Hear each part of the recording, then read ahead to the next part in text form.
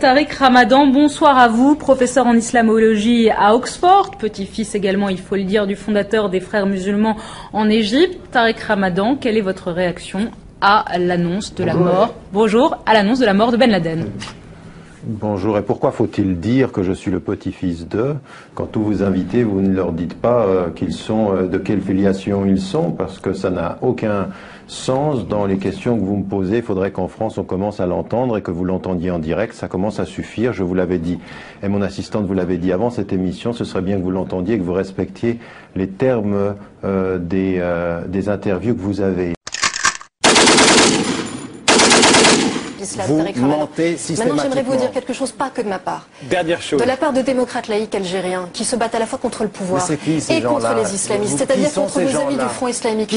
C'est 500 démocrates laïcs que j'ai rencontrés il y a 2 semaines en Algérie, que vous ne représentez pas, et qui m'ont demandé aussi, parce qu'ils sont avec moi, parce que je travaille avec des intellectuels musulmans. J'aimerais que vous me montrez ce qu'ils vous ont demandé, parce que je ne vous crois plus. Laissez-moi terminer, vous allez pas en mourir. Laissez-la terminer, Tariq Ramadan. Regardez-moi bien, je vous le dis clairement. Regardez-moi bien, je vous le regarde. Le Front National n'est pas passé dans ce pays. Oui, je vous regarde. Dites-moi. Le Front National n'est pas passé dans ce pays. Oui. Vous ne passerez pas non plus. Mais, parce que je suis comme le Front National. Alors c'est bien, je vous ai regardé, je vais vous répondre droit dans les yeux. C'est pas pour moi, c'est pour nous tous. Vous comprenez ça? Non, je vais vous dire une chose. Depuis 25 ans, vous n'avez pas cité et pu amener un jeune qui a été dans les milieux fondamentalistes et radicaux, vous n'en avez pas. La seule chose que vous faites, vous terminez cette émission, vous essayez de terminer cette émission sur une note émotive. Je vous parle au nom. Non, mais attendez. Vous n'avez jamais pu amener un jeune qui puisse vous dire aujourd'hui, mais nominalement, pas des noms, je vous parle au nom des 500. Vous parlez au nom de qui? Pour le reste, s'agissant par exemple de la coutume dont vous parlez, il y a des règles précises dans le cadre de l'inhumation de personnes musulmanes qui existent, et notamment pour ce type d'opération qui est tout à fait admise. C'est la règle 294 des règles généralement admises dans la pratique de l'inhumation des personnes de confession musulmane, que vous ignorez sans doute, mais elle est tout à fait permise dès lors que si on l'enterrait dans la terre, c'est certain, ce serait beaucoup mieux, et tout le monde l'admet, mais il y aurait un risque, et en l'occurrence ça aurait été le cas avec Osama Ben Laden, que son corps puisse être exhumé par d'autres personnes. Tariq Ramadan, c'est pas cette règle, la réponse. Elle existe, elle est là. Tariq Ramadan vous répond. Tariq Ramadan vous répond.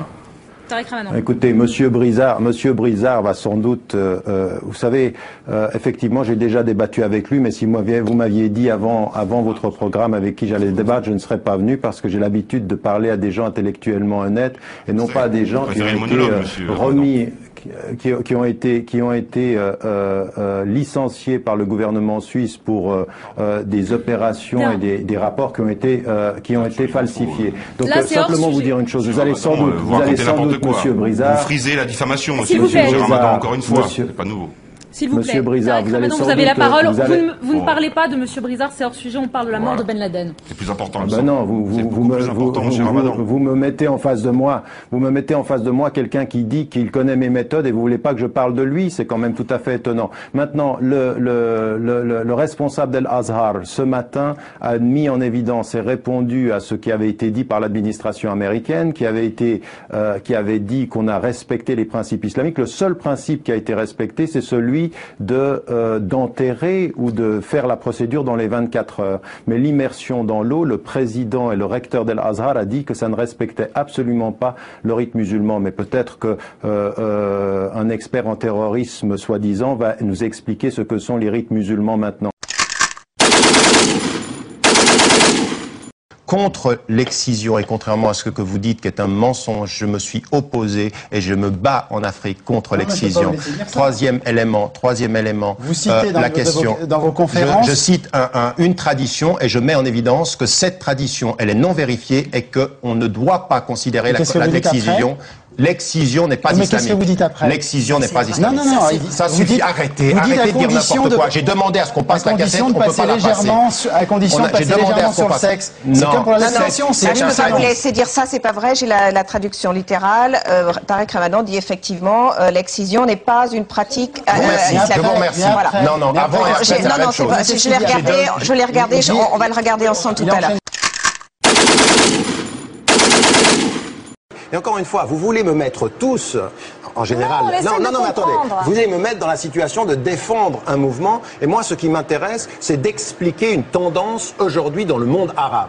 Et le monde arabe, ça n'est pas les frères musulmans. On vous parle des frères musulmans. Mais pourquoi vous parlez que des frères musulmans quand le... Parce que c'est une force d'opposition. C'est la seule force organisée. Mais c'est pas vrai. C'est la seule force, c'est quand même la première. Ça n'est pas vrai. Ça, c'est un fantasme. C'est pas la seule force organisée. Non, on le laisse répondre. C'est pas du tout la seule force. Ça n'est pas vrai. Il n'y a pas de force organisée. La grande puissance du mouvement populaire en Tunisie et en Égypte, non, attendez, c'est pas ce que je vous demande. J'ai quand même le droit d'expliquer ce que je vois sur le terrain. Vous pouvez me poser des questions tout le temps.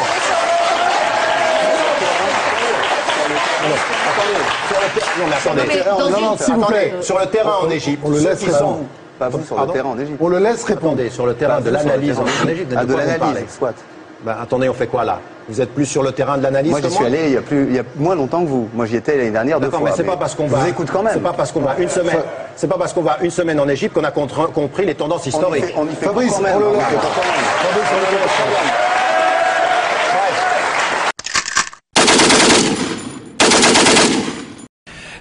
J'ai l'impression que vous avez une certaine déception dans votre voix. Je vous ai bien regardé, je vous ai bien écouté. Et dans le même temps où vous dites, et là je suis un petit peu choqué, il aurait fallu faire un procès, le prendre, lui faire un procès, l'écouter, écouter ce qu'il a à dire. Alors moi j'ai une question à vous poser. Est-ce que vous l'avez entendu? Est-ce que vous l'avez entendu après l'attentat du 11 septembre, l'explication qu'il a donnée? Je l'ai entendu tout à l'heure, je ne l'avais pas encore auditionné, ou alors je l'avais oublié. Ses propos sont totalement insupportables. Il expliquait comment ce crime de masse avait été organisé et en quoi il cautionnait intégralement.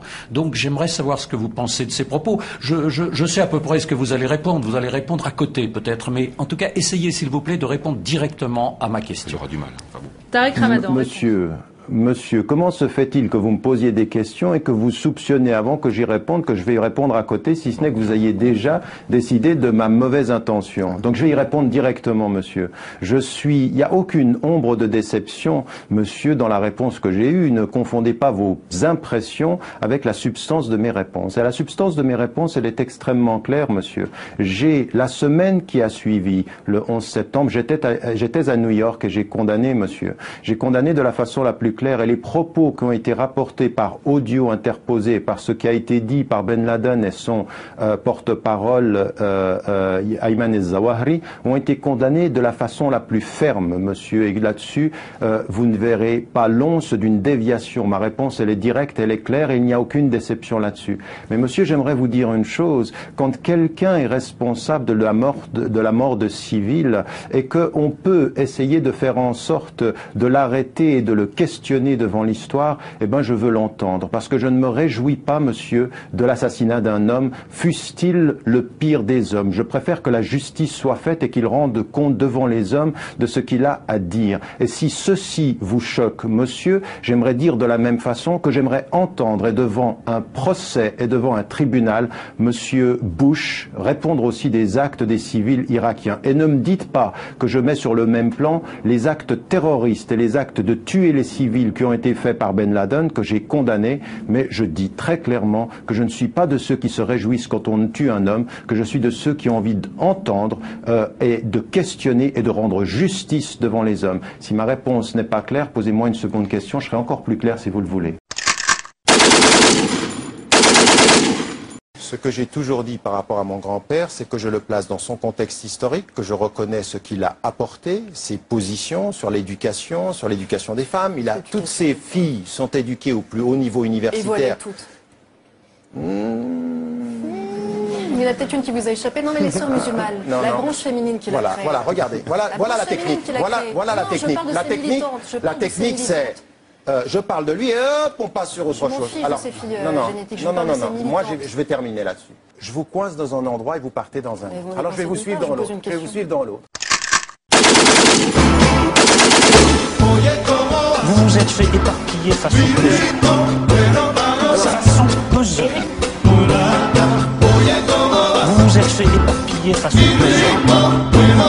Façon posée. Vous vous êtes fait éparpiller face au projet. Façon posée.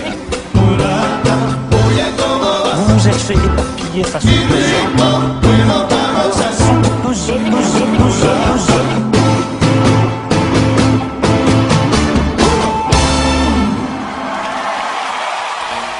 Nul n'est plus sourd que qui ne veut pas entendre. Nul n'est plus sourd que qui ne veut pas entendre.